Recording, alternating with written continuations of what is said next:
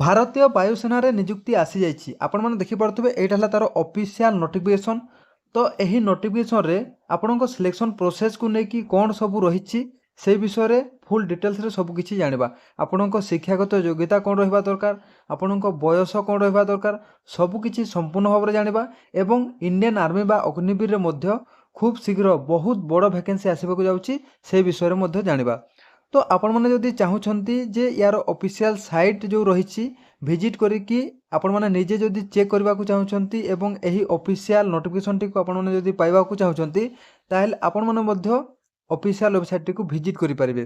ତ ୟାର official website ହେଉଛି iaf.recruitment.edcil.co.in ସାଇଟ୍କୁ ଆପଣମାନେ ଭିଜିଟ୍ କରିକି ଏହି ଅଫିସିଆଲ ନୋଟିଫିକେସନ୍ଟିକୁ ଆପଣମାନେ ପାଇପାରିବେ।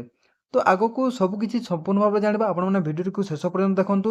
ଯଦି ଆପଣମାନେ ଆମ ଏହି ଚ୍ୟାନେଲରେ ପ୍ରଥମ ଥର ପାଇଁ ଆସିଛନ୍ତି ଭିଡ଼ିଓଟିକୁ ଗୋଟେ ଲାଇକ୍ କରିଦେବେ, ସବସ୍କ୍ରାଇବ୍ କରିଦେବେ।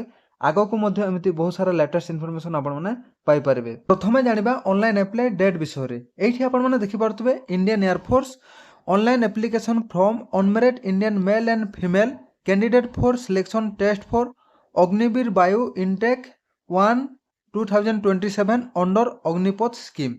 ତ ଆପଣଙ୍କ ଯେଉଁ ଆପ୍ଲାଏ ଡେଟ୍ ରହିଛି ଆପଣମାନେ ଦେଖିପାରୁଥିବେ 12 ଜାନୁଆରୀଠୁ ଆପଣମାନେ ଏହି ଫର୍ମଟିକୁ 1 ଫେବୃଆରୀ ପର୍ଯ୍ୟନ୍ତ ଅନଲାଇନ୍ ମାଧ୍ୟମରେ ଆପ୍ଲାଏ କରିପାରିବେ।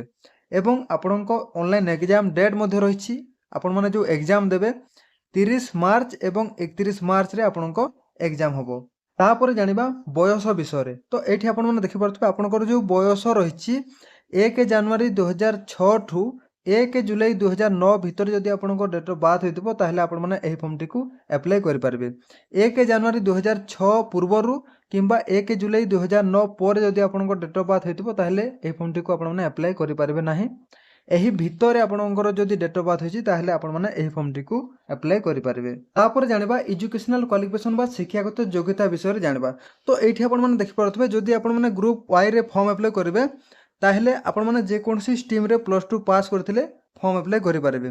ଏବଂ ଟୋଟାଲ୍ ଉପରେ ଆପଣଙ୍କର 50% ମାର୍କ ଥିବାକୁ ପଡ଼ିବ ଏବଂ ଇଂଲିଶ ସବଜେକ୍ଟରେ 50% ମାର୍କ ଥିବାକୁ ପଡ଼ିବ। ତାହେଲେ ଆପଣମାନେ ଗ୍ରୁପ୍ ୱାଇରେ ଫର୍ମ ଆପ୍ଲାଏ କରିପାରିବେ। ଯଦି ଆପଣଙ୍କର ସାଇନ୍ସ ସବଜେକ୍ଟ ଅଛି +2ରେ ତାହେଲେ ଆପଣମାନେ XY ବୋଥ୍ ଗ୍ରୁପ୍ରେ ଆପଣମାନେ ଫର୍ମ ଆପ୍ଲାଏ କରିପାରିବେ। ତାପରେ ରହିଛି ଫିଜିକାଲ ଷ୍ଟାଣ୍ଡାର୍ଡ ଟେଷ୍ଟ। ତ ଫିଜିକାଲ ଷ୍ଟାଣ୍ଡାର୍ଡ ଟେଷ୍ଟରେ ଆପଣମାନେ ଦେଖିପାରୁଥିବେ ମେଲ୍ କ୍ୟାଣ୍ଡିଡେଟ୍ ମାନଙ୍କ ପାଇଁ ଯେଉଁ ହାଇଟ୍ ରହିଛି 152 cm ଏବଂ ଫିମେଲ୍ କ୍ୟାଣ୍ଡିଡେଟ୍ ମାନଙ୍କ ପାଇଁ ଯେଉଁ ହାଇଟ୍ ରହିଛି 152 cm।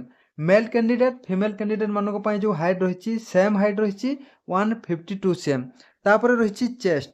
तो चेस्ट आपण मैंने देखिपे मेल कैंडिडेट मानक ପାଇଁ 77 cm एवं 5 cm फुलेवा पड़ो।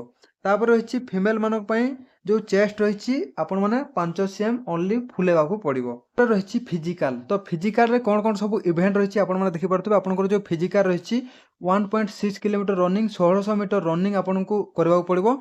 एवं मेल कैंडिडेट मानक ପାଇଁ 7 मिनिट टाइम रही फीमेल कैंडिडेट मानक ପାଇଁ 8 मिनिट टाइम रही।